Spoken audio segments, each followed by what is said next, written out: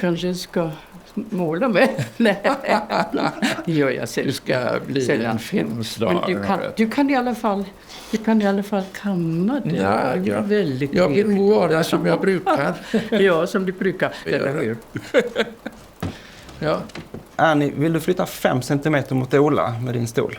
Nej, vad ska jag verkligen? Ja, jag får försöka motverka din motvilja.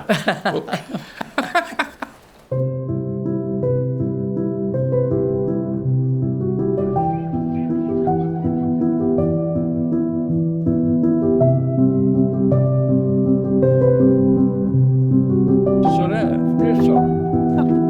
Vi står ju där igen.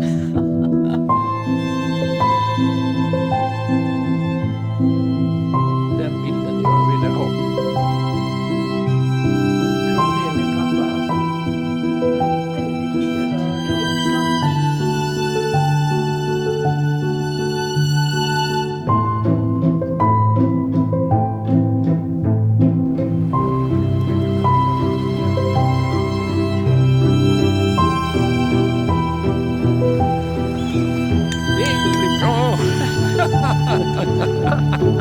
Ja, alltså han känner sig som kungen, vet du.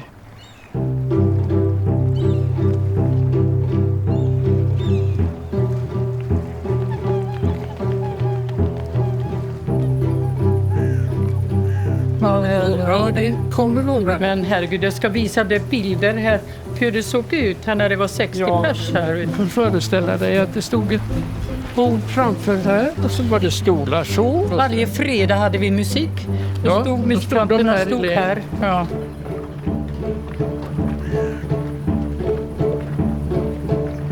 Läs upp lite vad det var på menyn. Men Mahatma Gandhis drömmar. det är nötmaräng med kaffekräm. Ja. Alltså, Mahatma Gandhi ledde indiernas frihetskamp. Han ville vinna över, inte vinna över motståndaren. Gandhi sa, det finns ingen väg till fred. Fred är vägen. Det var Mahatma Gandhis drömmar och de drömmarna var väldigt populära. Som du ser på själva planen här utanför, där hade vi också stolar och de gick upp i en höjd där, precis som teater.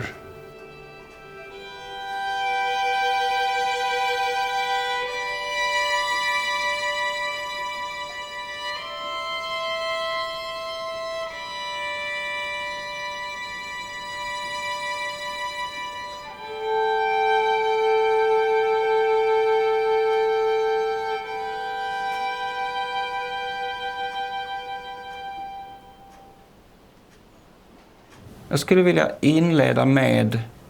Ni har ju jobbat med fredsfrågor i många år. Mm. Ja. Vad skulle ni säga leder till fred? Ja, jag tror att det har kristalliserats ut med åren att det är förbrödring mellan folken.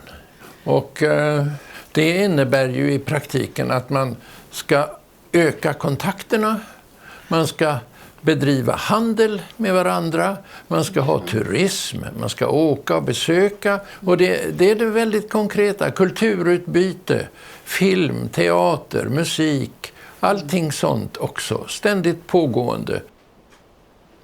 Ja, alltså jag tycker ju när det Ola säger, det låter bra, men vi åkte ju till Indien och vi skulle ju uppleva Gandhis hemland och allt det här. Och där var ju väldigt mycket bråk. Och freden var väldigt långt ifrån, kan man säga. Men då tänkte jag på min barndom i Österrike. Vi bodde här nere. Och så gick Traisen där, floden går där. Nej, ska jag komma ihåg det här. Fy. Barndom, det är det underbara. Men min barndom var ju inte särskilt underbar. Den var ju redan totalt, jag var ju bara vuxen där på något sätt, eller hur? Sirenerna gick och vi sprang från skolan till där vi skulle gömma oss allihopa. Och sen så var vi där och skojade lite grann. Ja, var tror du att det har träffat nu? Och så gick vi ut igen. Och herregud, det var 3 kratrar nära. Oj då. Vem hade blivit träffat nu då? Och vad? Det var det som var snacket.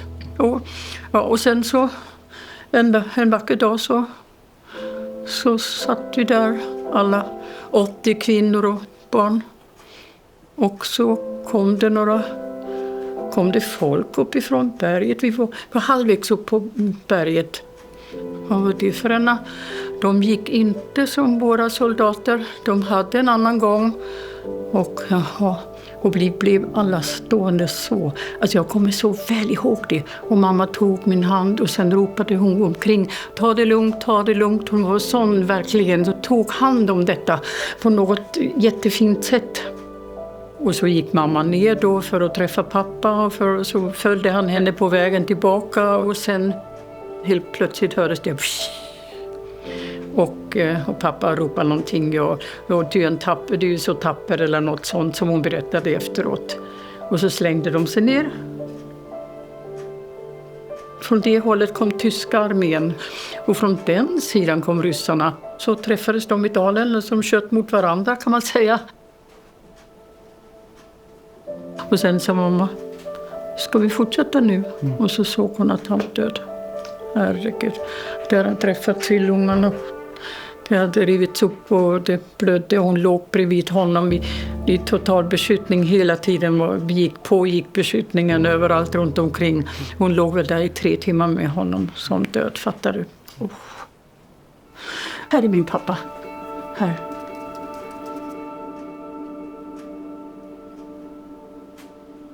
Och helt plötsligt var det fred och då skulle man vara så snäll mot varandra och allt sånt där. Det är jättekonstigt. När vi har hatat varandra dagen innan. Alltså det går inte ur mitt huvud, det gör inte ni heller för den delen. Att inse vad fan gör man och hur förvandlar man folk till hatande folk. Och sen ska de vara älskande folk helt plötsligt. Tror man på det? När tror man på det? Vem tror på det? Nej, det här är jävla svårt alltså. Och det har jag ju tagit med mig som en erfarenhet. Och jag skulle inte vilja glömma det. Och det ledde ju fram till det sen att vi var väldigt måna om att komma oss iväg till den där fredsmarschen till Minsk.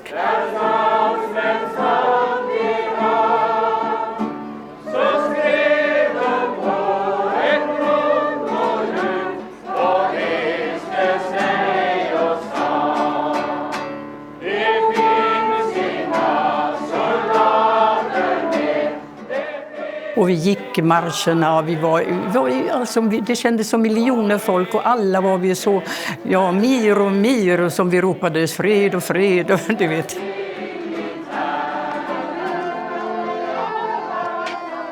Allt detta skrev vi om i vad hette våran fredstidning, herregud. Men Pax hette den, Pax. Ja. Och Vi människor också, det var min tidning egentligen. Svenska kvinnors vänsterförbundstidning Vi människor. Ja.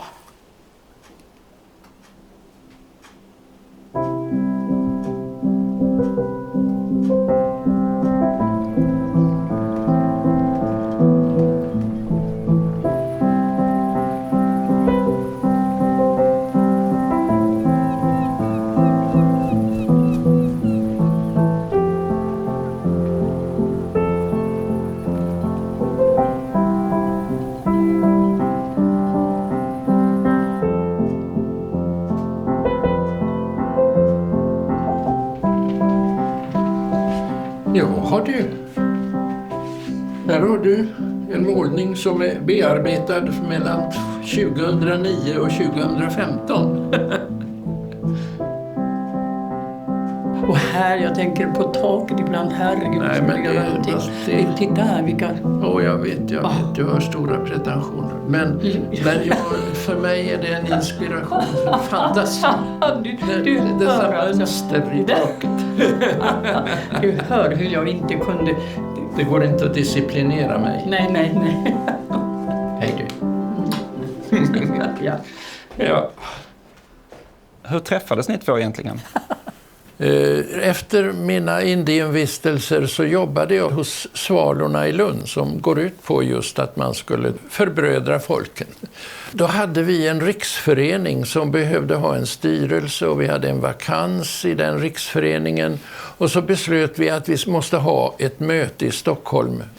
Och så hade vi mötet och Ernie blev invald i den där styrelsen. Och sen så sa Ernie, ja nu när vi är färdiga kan vi väl gå hem till mig och så kan vi fira lite. Och så gjorde vi det allihopa. Men så småningom så gick ju den ena efter den andra och jag var kvar. Och då så frågade Ernie mig, ja vad har du någonstans att bo då? Ja, sa jag. Jag brukar bo hos en kompis som heter Ingvar Enghart, han bor långt ut i förorten. Ja, jag vet inte. Så sa Ernie att ja men du kan bo här. Det finns ett rum till där min kompis brukar bo. Hon är på Gotland just nu så där är en ledig säng. Det var en liten gammal lägenhet i Stockholm och ett litet kök och sen en väldigt smal gång. Och sen på vägen från köket till mitt rum så träffades vi där i gången. Vet du. Vi kom ju inte förbi varandra bara. Nej, det var det som vi upptäckte att här måste vi komma nära varandra för att kunna gå förbi. Och så gjorde vi inte det. Nej men och sen dess var det telefon. Så att väninnans rum, det var aldrig utnyttjat, som du förstår. Aj. Ja, så var det.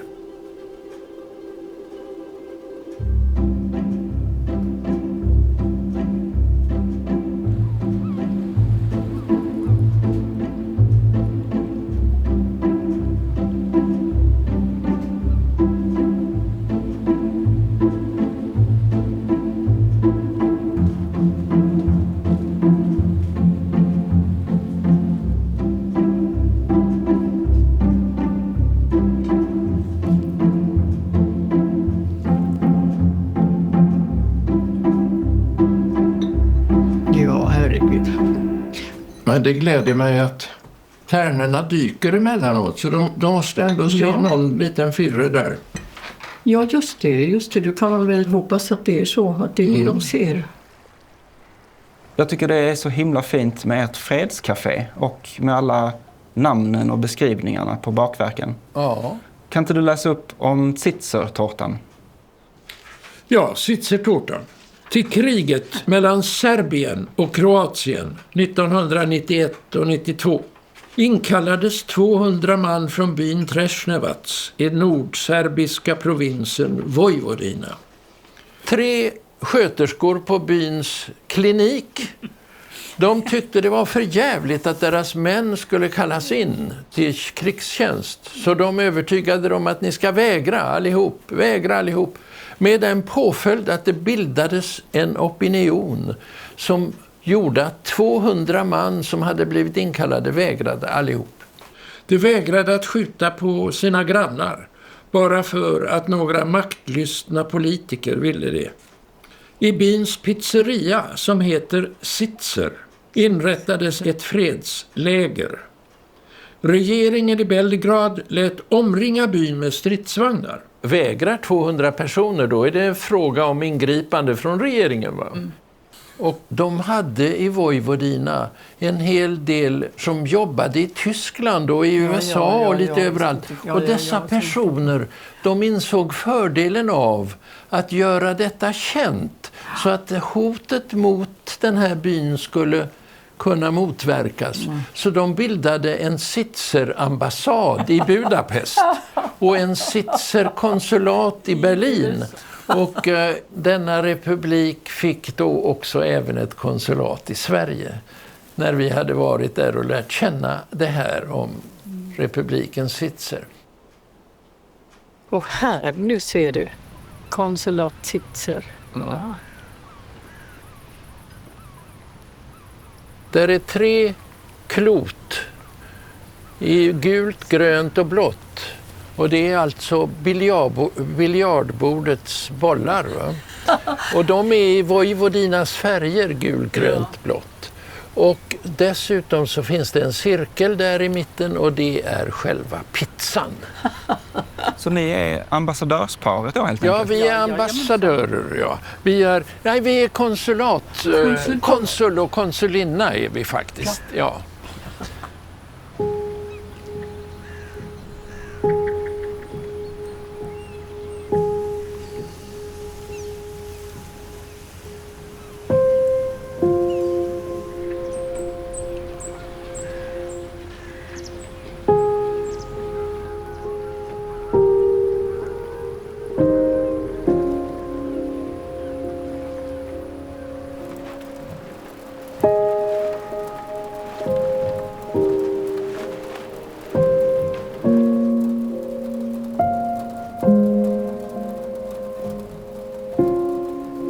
Men är det två där ute nu? Ja, nu blev han... Nej, det är bara han. Men lite krävande ser man. Den har blivit lite tjock där. Ja.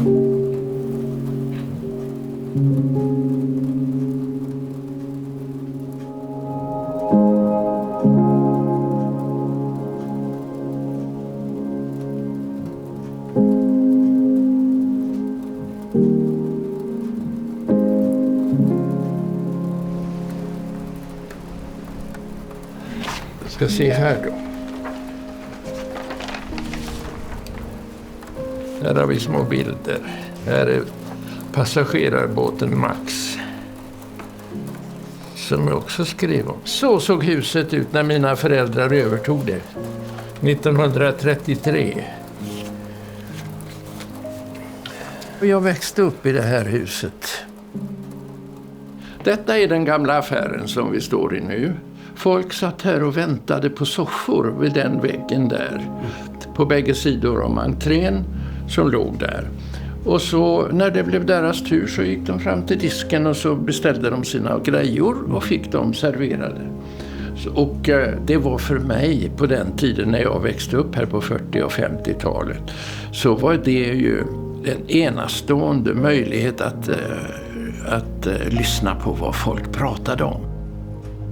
En gammal man, han sa här, han tittade i sin plånbok, det var en sån där som man viker upp i ett par omgångar så sa han: "När jag ser i min planebok, då kan jag inte begripa att det finns som en pengar i världen."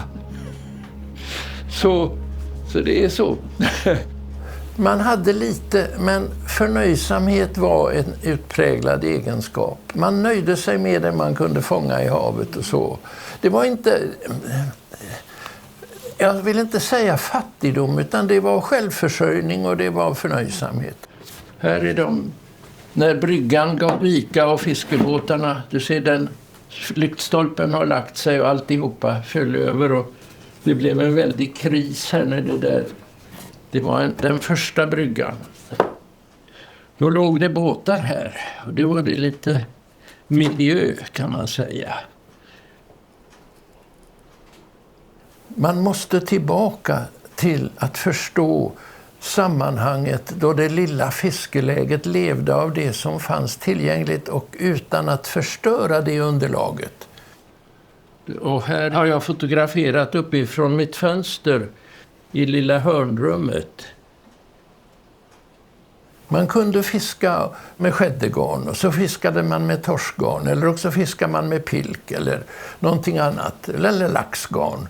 Men det var aldrig en sån roffande verksamhet så att underlaget försvann.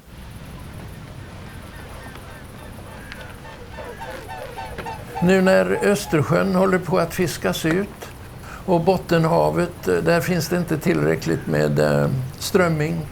Det blir en utveckling där all rovfisk som torsk och större fiskar försvinner. Och då, vad är det som utvecklas då? Jo, är det spiggen som vecklas ut i massor och miljarder. Och de äter allt smått, alla små växt- och djurplankton. Och sen så är havet dött. Då dör spiggen också till slut för att det inte finns något kvar. Så att det här är typiskt för de här utvecklingssamhällena. Att det finns ingen gräns för hur långt utvecklingen får lov att gå. Så det blir dess eget undergång till slut. Va?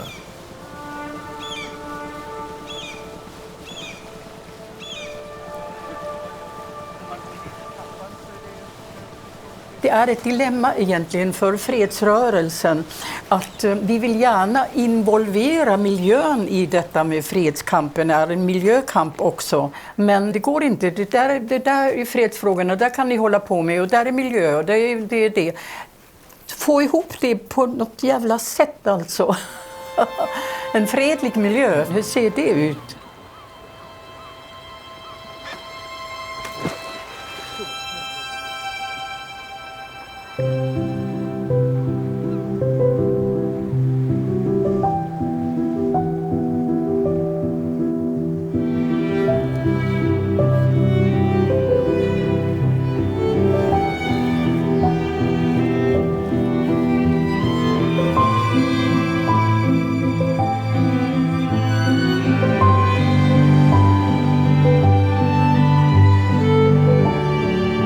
Våra vänner har en ovana att coola av. Nämen. Ja, jag är inte riktigt nöjd med det. Och vi står ju rimligen i tur. Ja. Så att, men det är ju som det är. Va? Om man skulle finna döden här vore det inte så farligt tycker jag. Ganska angenämt. Ja, det beror på vilka former vi hade. Ja, men alltså om man har hittat hit då är man ganska i formen nu. Nej, man har just inte lust att välja själv när det hela ska ta slut. Ja, nej, Det har man ju inte. det Så har man att, ju inte, men det skulle vara den dagen, den sorgen säger väldigt jag. vackert Va? slut här kan man tänka sig. Eller hur? Man får lägga sig. Bye bye. Mm.